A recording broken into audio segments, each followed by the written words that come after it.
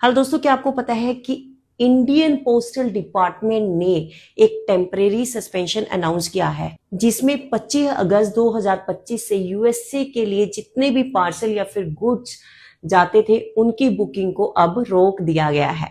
तो अब तक अगर आप मतलब इंडिया से अगर यूएसए कोई सामान भेजते थे, चाहे फिर वो आप इंडिया पोस्ट के थ्रू भेजते थे या फिर प्राइवेट कॉरियर कंपनीज के थ्रू भेजते थे, तो एक लिमिट होती थी कि $800 तक का अगर आप सामान भेज रहे हैं इंडिया से यूएस, तो उस पर कोई भी कस्टम ड्यूटी नहीं लगती थी और ना ही कोई टैक्स लगता था, सिर्फ शिपिंग चार्जेस लगते थे। एग्जाम्पल के तौर पे बताती हूँ, मान लो आपने इंडिया से यूएस कोई सामान भेजा जिसकी कॉस्ट यूएस डॉलर के अकॉर्डिंग $200 तक आ रही है, तो आप सिर्फ शिपिंग चार्जेस पे करते थे, उस पर जो कस्टम ड्यूटी होती थी वो $0 होती थी। पर अब नए रूल के अकॉर्डिंग अब अगर आप इंडिया से यूएस कोई भी अपना पार्सल भेज रहे हो तो उस पार्सल पर आपको कस्टम ड्यूटी पे करनी पड़ेगी। हाँ, अगर आपको कोई लेटर है या कोई डॉक्यूमेंट है या कोई पेपर है वो अलाउड है, वो अभी भी आप इंडिया पोस्ट के थ्रू भेज सकते हैं।